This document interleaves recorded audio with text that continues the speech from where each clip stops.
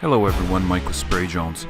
In today's video, we're going to be going over how to know if you are talking to a rogue spray foam company. And I've got a couple of points here so that when you're in the discussion and correspondence phase, that you can spot warning signs that will require you to do more investigation. So let's get into it. First on our list is they're not full-time in the spray foam business.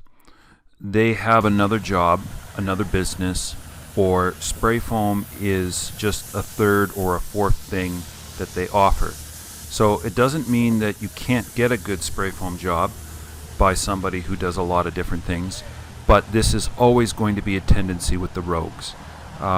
They offer 3 or 4 different services, products from roofing to siding to concrete work to renovations to basement repairs to trenching to you name it. They've got all sorts of different things, and usually they put more emphasis on their past experience on those things, and then, oh yeah, I do spray foam. Likewise, you need to be careful with people that are in the insulation business but aren't loyal to any one way of doing things. So they'll do spider wall, they'll do blow-in, they'll do bats, they'll do cellulose, they'll do a little bit of fireproofing, and they'll also do a little bit of spray foam. It's just one of 6 or 7 different offerings. And the reason for this is when you are in the foam industry, if you want the best, you go with a specialist. You do not go to your dentist to get heart surgery done, okay? They both have a medical license, but they're totally different. So start with getting somebody that is in the full-time business. Second point, they use all sorts of different products. They're continuously bouncing around with what type of foam they're going to install. And I'm talking about manufacturer that they have as their supplier. The reason being is that rogues are constantly running out of credit. So they're being cut off from one company or another, or they've encountered problems, or they've defaulted on something, refused to fix something up, refused to do what they're supposed to do, so they just pack up and move on. So they're rarely ever dealing with a large multinational. They're usually dealing with a mid-cap type company, more obscure products. You'll see that they had product one day that they were installing, and then a few months later they're installing something different. Usually this is color change, texture change, trade names are different, and they're bouncing around. Also, they may say to you, you buy the product. If you have anybody that is going to offer you to buy the product, you buy the product for them and they'll just install it, that is a major red flag.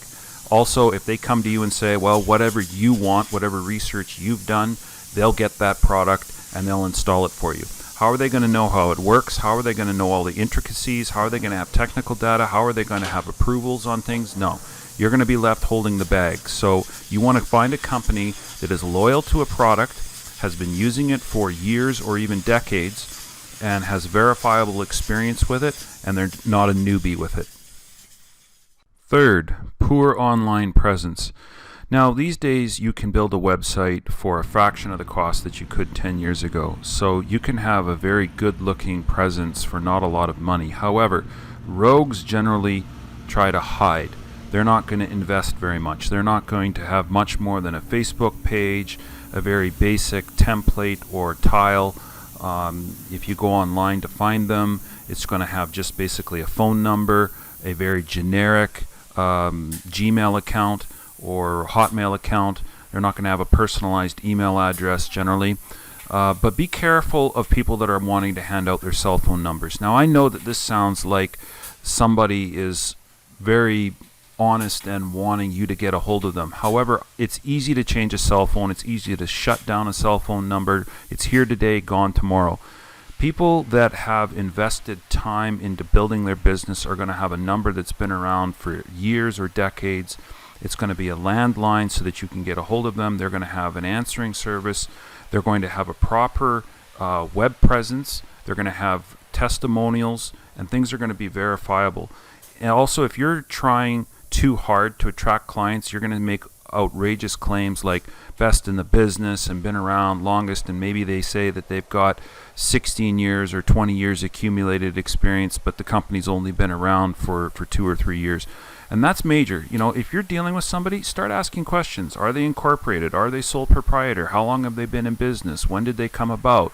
You know, how long have they been operating in that area? These are easy to verify things when you start to dig, and people that are wanting to hide something will run when you start pestering them on how long they've been around. Otherwise, you're going to hire somebody that basically has put their name and their number in crayon on the side of their truck and trailer, and that's who you're going to hire. Fourth point, they quote you numbers too quickly. People, this is a major point.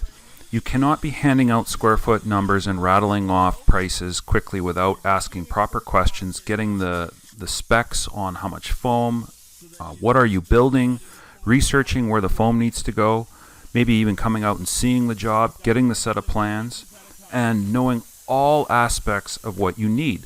So maybe you don't want to spray the whole building or the whole project. Maybe you want to spray part of it. So rogues are not going to do the homework on checking things out. In fact, a lot of times they will tell you that they want you to go talk to everybody else and then come talk to them last. Or bring me your quote. Get the other guy to quote it. And once he's quoted, bring me your quotes and I'll match it or I'll beat it. That is very poor business, and I detest it, because that means everybody else puts in the hard work, they do nothing. And you know full well you're going to get shortchanged on something.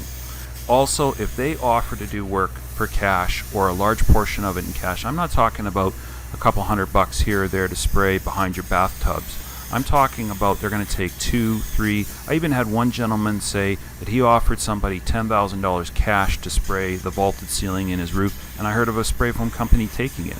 That's just insane. You need to have warranty. You need to have verifiable presence on site that you were there.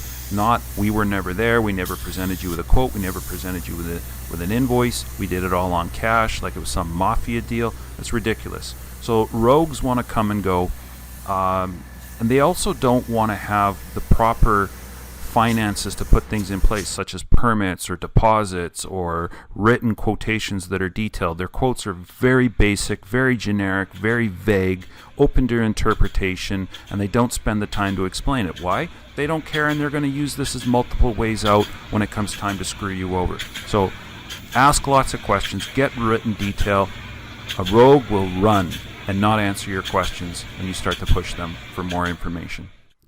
Fifth, and I think final point for this video, is rogues are always late. They're always behind. They're late in answering questions. They're sloppy in getting back to you. When you need certain things, they don't have it, or when you finally do get it, it's compromised. It's not what you asked for. It's not complete. It's not verified. And you certainly are not going to get permit approvals.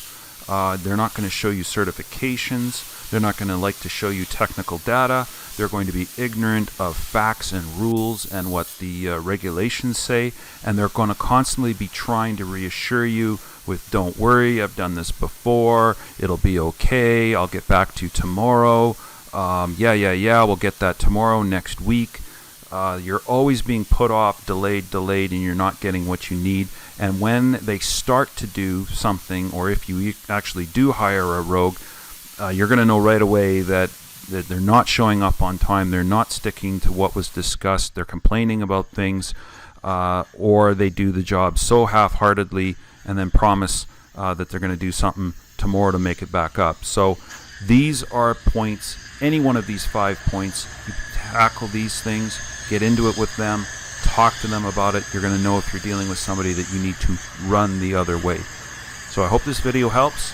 Click on the subscription button, click on like, and we'll see you on the next one.